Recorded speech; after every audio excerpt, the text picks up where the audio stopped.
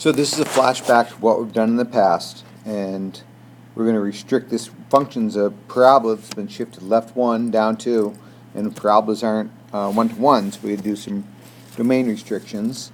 So, and that's totally up to you. They don't specify here. So what we've been doing is increasing domain. So since the vertex of this parabola is at -1, -2, why don't we limit our domain from -1 to infinity? And that way we'll just go with the positive square root.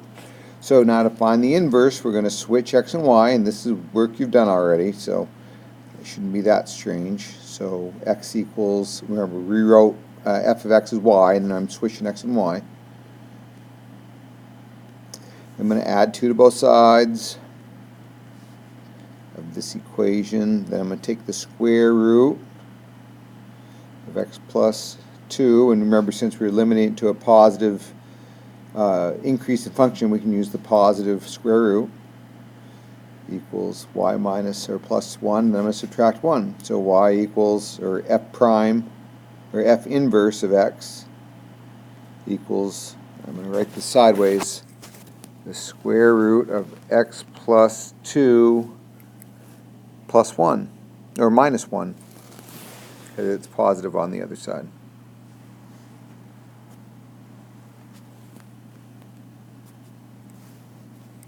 And that's the inverse of that function.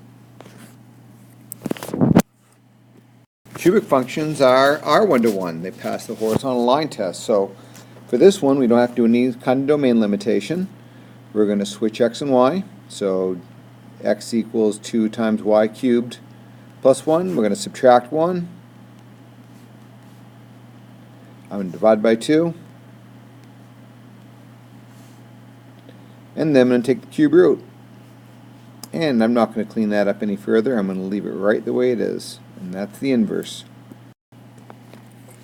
So for now, I'm just going to treat this like a plain old parabola and graph it. It's kind of like that word problem we did a while ago. So this is a parabola that opens down, stretched, compressed vertically a little bit by half, and it's shifted up 10, right? So here's the arc. And the arch, and they want us to come up with an equation that expresses that width. And I guess we could probably think about it. How wide is that arch at different places in its elevation? Okay. So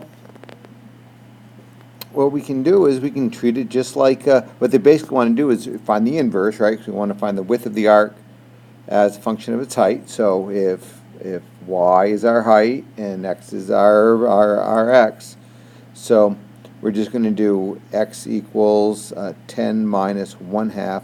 And I'm going to get a little fancy with this. Instead of saying y, I'm going to say a height, just to help keep myself in order here, or in context. So I'm going to solve this. Actually, I don't have to solve this for h, do I? Because I've already done that.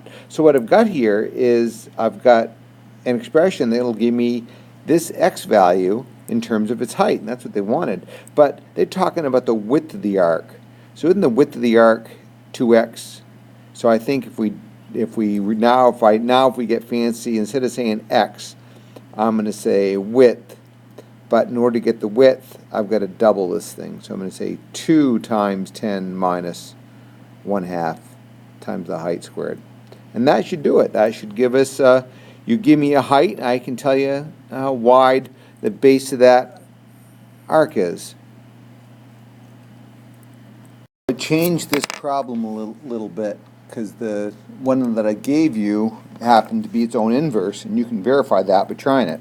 So let's try finding this function's inverse. So I'm going to switch x and y.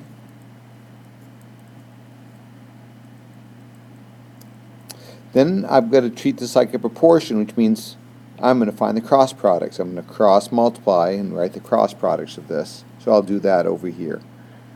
So I've got x times y plus 4 has to equal 1 times y plus 5, and I won't bother writing the 1. And then I'm going to unlock the parenthesis by distributing the 4x through. And then what I want to do is get the y terms with the y's on the same side of the equal sign. So I'm going to subtract y, I'm going to subtract 4x. And then I'm going to factor out a y so that I only have a single y.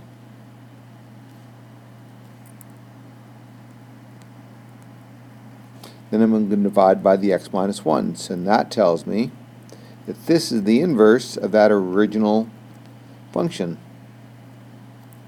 Okay, now I challenge you to try the one that I gave you and see if you can't verify that it is its own inverse. How do we use a rational expression to talk about concentration? I don't know if you do this quite this way in chemistry, but here's how we're going to tackle it here. So I've got 60 milliliters of a 10% acid solution. So 60 times 10% tells me that I've got 6 milliliters of acid in the solution. So that would give me 6 over 60, and then what I'm gonna do is I'm gonna add x milliliters of a 50% solution. So I'm gonna do 50% of x, and that's what gets added to the 6. And as far as the total amount, I'm going to add x there. So this gives me a rational expression in this form. So that's how you set that first part up. I guess we could call it c of x if we wanted to. Concentration is a function of x. Now we're going to find the inverse. So I'm going to switch x and y.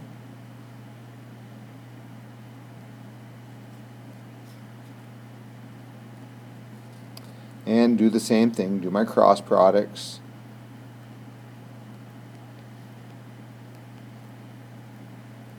And then I'm going to distribute that x through. I'm going to write 60x, not x times 60, plus xy equals 6 plus 0.5y. Then I'm going to get the y terms on one side. So xy minus 0.5y. I'm going to get that 60x in the other, so 6 minus 60x. And then I'm going to factor out a y. So x minus a half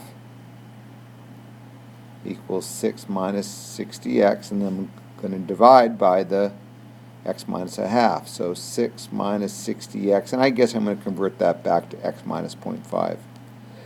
So this is my inverse function. That function will tell me how many milliliters of the 50% solution I need to add in order to get a certain concentration.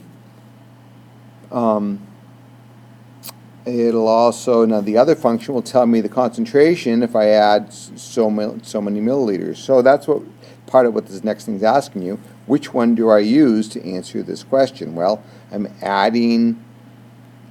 looking for a concentration, and y is my concentration, so that's the one I'm going to do. I'm going to do 60 plus 1/2 of 40 is 20 over 60 plus 40, which is 100.